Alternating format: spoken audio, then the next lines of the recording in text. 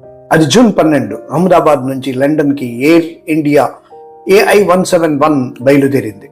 కానీ గమ్యస్థానం చేరడంలో విఫలమైంది. అది గాల్లోనే అగ్నికి ఆహుతై కూలిపోయింది. ఈ విమానంలో 242 మంది ఉండగా 241 మంది మరణించారు. ఆ శిథిలాల్లో నుంచి, ఆ మంటల మధ్య నుంచి, ఆ విమాన శిథిలాల నుంచి ఒకే ఒక్కడు బయటికి వచ్చాడు. ఆయన పేరే విశ్వాస్ కుమార్ రమేష్. ఈయన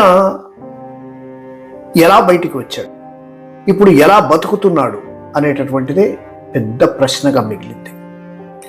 విశ్వాస్ 39 ఏళ్ల వయసు ఉన్న ఓ యువకుడు. ఆయన 11A సీట్లో కూర్చున్నాడు. ఎమర్జెన్సీ ఎగ్జిట్ పక్కనే. ప్రమాదం తర్వాత అగ్నిలో కాలి బూడిదైన ఆ విమానం మధ్య నుంచి నడుచుకుంటూ బయటికి వచ్చాడు. ఆశ్చర్యచకితులయ్యారు మొత్తం అందరూ కూడా. కానీ ఆయన తమ్ముడు అజయ్ కుమార్ 11J సీట్లో కూర్చొని ఉన్నాడు. అక్కడికక్కడే మరణించాడు. ఇది ఆనాడు జరిగిన సంఘటన. ఆ క్షణం నుంచి ఆయన జీవితాన్ని శాశ్వతంగా మార్చేసింది. ఇప్పుడు ఆయన ఎలా ఉన్నాడు? ఆ ప్రమాదం తర్వాత విశ్వాస్ తీవ్రమైనటువంటి గాయాల బారిన పడ్డాడు. శరీరం నొప్పి మాత్రమే కాదు, మనసు కూడా ఛిద్రమై తనను ఇబ్బందులు ఎదుర్కొంటున్నాడు. నేను పూర్తిగా కుంగిపోయాను, మానసికంగా శారీరకంగానే ఆయన చెప్పుకుంటున్నాడు. ఇప్పుడు ఆయన నడవలేడు, డ్రైవ్ చేయలేడు. లిసెస్టర్లో తన ఇంట్లో ఒంటరిగా ఉంటున్నాడు. కిటికీలో నుంచి బయటకు చూసుకుంటూ ఏదో ఆలోచనలోనే గడిపేస్తున్నాడు. ఆ మనసులో మిగిలింది కేవలం భయం, బాధ, గత సంఘటనల జ్ఞాపకాలు మాత్రమే మిగిలాయి. మిగిలినవేవీ కూడా ఆయనకు గుర్తు కూడా లేదు. విశ్వాస్ తన తమ్ముడితో కలిసి దియాలో చేపల వ్యాపారం చేసేవాడు. ఈ సంఘటన తర్వాత అది ఇప్పుడు పూర్తిగా ఆగిపోయింది. కుటుంబం ఆర్థికలోకి నెట్టివేయబడింది. ఆదాయం లేదు, కుటుంబ కష్టాలు మొదలయ్యాయి. తన భార్య యూనివర్సల్ క్రెడిట్ కూడా నిలిపివేయబడింది.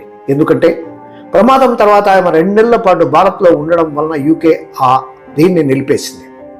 ఎయిర్ ఇండియా ఆయనకు 21,500 పౌండ్ల అడ్వాన్స్ పరిహారాన్ని చెల్లించిందే కానీ పూర్తిగా చెల్లించలేదు. తాత్కాలికంగా మాత్రమే నిలిచిపోయింది అని విశ్వాస్ వాపోతున్నాడు. ఇంత పెద్ద నష్టం తర్వాత ఈ పరిహారం సరిపోతుందా? యుకల చికిత్స అంటే మాటలా, జీవనం అంటే మాటలా? ఈ రెండు కూడా ఖరీదైనటువంటివే. ఆయనకి ఇంకా వైద్య సాయం అందడం లేదు, మానసిక సాయము అందడం లేదు. లిచెస్టర్లోని భారతీయ కమ్యూనిటీ నాయకుడు సంజీవ్ పటేల్, క్రైస్తవ సలహాదారు రాడ్ సిగార్ ఇద్దరు కూడా ఆ కుటుంబానికి తోడుగా నిలుస్తున్నారు. వారు చెబుతున్నది ఒక్కటే, ఎయిర్ ఇండియా కానీ యూకే అధికారులు కానీ సరైనటువంటి సహకారాలు అందించడం లేదని, పలుమార్లు సమావేశం కోరినా కూడా వారి నుంచి స్పందన లేదని వారు ఆరోపిస్తున్నారు. ఇక ఎయిర్ ఇండియా చెబుతోంది తమ బాధ్యతను ఎరిగామని, తమ అధినాయకులు ఇప్పటికే బాధ్యతలను కలుస్తున్నారని, అవసరం అనుకుంటే ఆయన తరపున వచ్చిండేటటువంటి విశ్వాస్ ప్రతినిధులను కూడా తాము మాట్లాడేందుకు సిద్ధమేనని ఎయిర్ ఇండియా ప్రకటించింది. కానీ విశ్వాస్ మాత్రం ఇంకా ఎదురు చూస్తూనే ఉన్నాడు. సాయం కోసం ఎదురు చూస్తూనే ఉన్నాడు. ఇప్పుడు విశ్వాస్ రమేష్ లక్ష్యం ఒక్కటే, తన శరీర నొప్పిని తగ్గించుకోవడం, తిరిగి నడవడం నేర్చుకోవడం, మానసికంగా మళ్ళీ నిలబడడం, తన తమ్ముడిని కోల్పోయిన బాధల్లోనూ జీవించాలనే ధైర్యంతో ముందుకు సాగుతున్నాడు విశ్వాస్. అదే విశ్వాసం అంటే. ఒక ప్రమాదం మనిషి జీవితాన్ని మార్చేస్తుంది, కానీ ఆశను మాత్రం ఎప్పటికీ చంపలేదు. ఇది నగ్న సత్యం. విశ్వాస్ రమేష్ ధైర్యానికి మనమంతా కూడా ఓ సెల్యూట్ కూడా. ఈ కథ మిమ్మల్ని కదిలించి ఉంటే లైక్ చేయండి, షేర్ చేయండి.